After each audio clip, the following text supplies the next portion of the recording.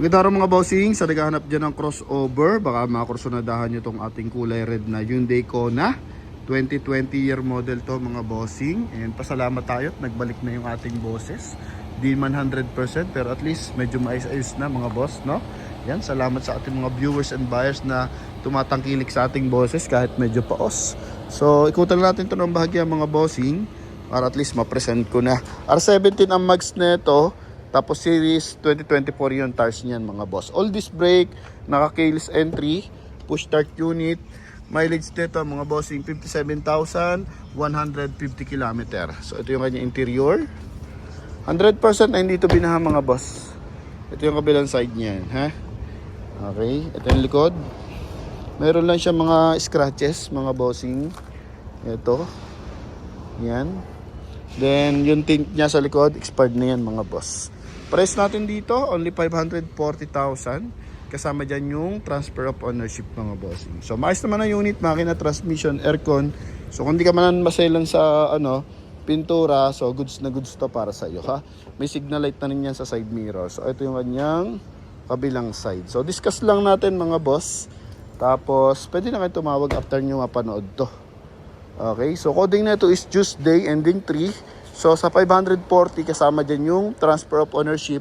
Then update natin yung registration mga boss. Kasi month of March ngayon mga bossing. Expired yan, may expired yan. Okay, so front area. Naka projector headlight. Naka rough around bumper yan mga boss. Kung mapapansin mo para siya naka two-tone. Kasi yung lower part ng ating bumper mga bossing. Kasi is kulay black. Connected sa wheel arch, sa running board mga bossing. Tsaka sa cladding. Hanggang doon yan sa likod. Yan mga boss, no? Okay. Pero as in presentable yung ating unit mga boss. Meron siyang silver accent sa ating headlight. Pati dito sa lower part ng ating bumper sa may paglight mga boss. Modern na rin yung kanyang front grille mga boss. Meron lang siya mga ganito. Mga minor scratches. Okay. Yan mga boss. Pero the rest all goods naman mga bossing. Sa headlight, tsaka sa paglight, walang, mga boss, walang basag.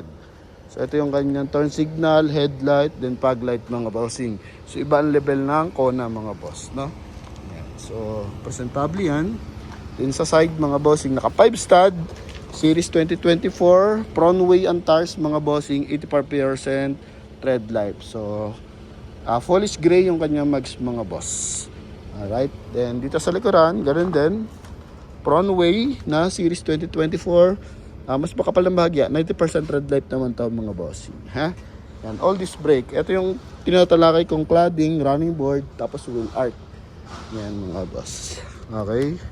So, interior tayo mga bossing. May rin visor na rin siya. So, smooth ang mga pinto. Goods na goods. Power adjust yung ating side mirror mga bossing. Ito, baba natin yung window. Ito yung kanyang pang-adjust. Yan. Din yung kabilang side. Yan mga bossing. So, po tayo sa loob. Ito yung kanyang steering wheel mga boss. Lambot ng steering wheel. Cruise control to, ha. Mileage. Tsaka ito yung meter cluster natin. So, LED lights na kulay white.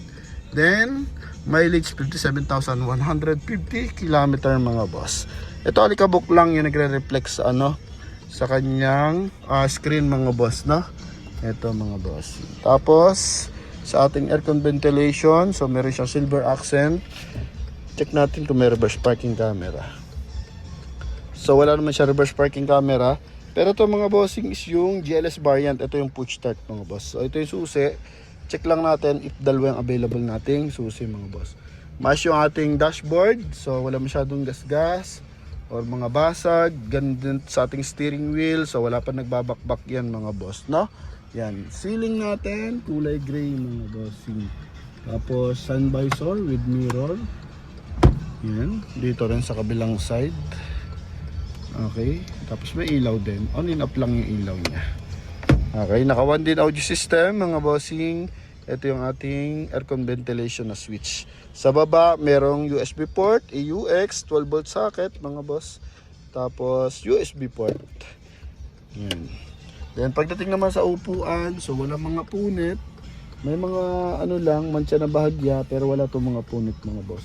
May airbag sa kanyang side, pati sa poste, same time sa kanyang dashboard and steering wheel. So pagdating sa safety features, ano mga airbag nating ating unit mga boss. Kulay gray naman yung ating door opener mga boss. Yan, meron na rin siyang stability control, pang-adjust ng ating ilaw sa headlight to mga boss. Okay, yan. So pag naka-on yung ating headlight, so pwede mo siyang maangat baba mga boss, no? Meron na rin siyang auto headlight mga boss. Okay, so once na dumadaan ng mga tunnel, so pwede kang mag-auto headlight. So kusa na siyang iilaw once na nakalike sa auto. Hands-free connection para sa ating 1DIN audio system. Once nakakonect tayo sa Bluetooth, so pwede ka na sumagot ng tawag dito mga boss. Ano? Then ito naman kabilang side, selection ng ating cruise control mga boss.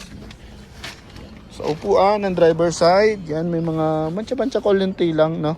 Tapos wala man siya masyadong lundo.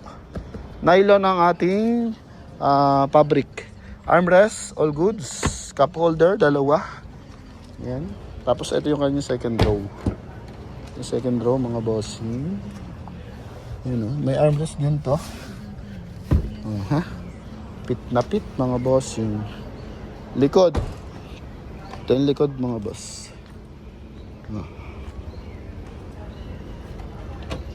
Yung trunk compartment. Nandito naman yung kanyang spare tire mga boss. Donut type.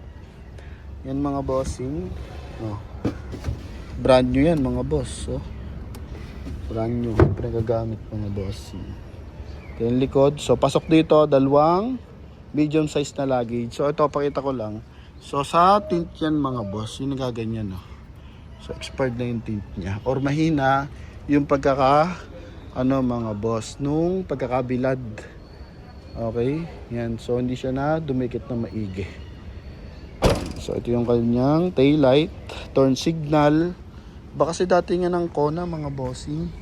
Talagang may kalidad rin. Ito yung likod 540,000 mga bossing, ha? Check natin sa kabilang side. Tapos syempre, engine bay. Yan, ha? Ganyan lang. Okay, tapos may isa pang kulay tayo na ito.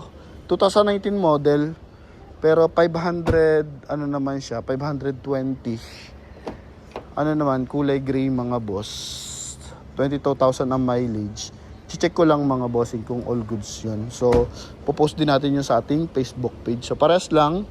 2.0, pares na spec, R17 ang mags. Yan. Okay, so makikita nyo naman, if ever na interesado kayo doon, pwede kong i-video ng personal yun para masend ko sa inyo. Para hindi naman magdoble yung ating Hyundai Kona. Pero kung hanap nyo is gantong kulay, red, yan, ito available tayo. No?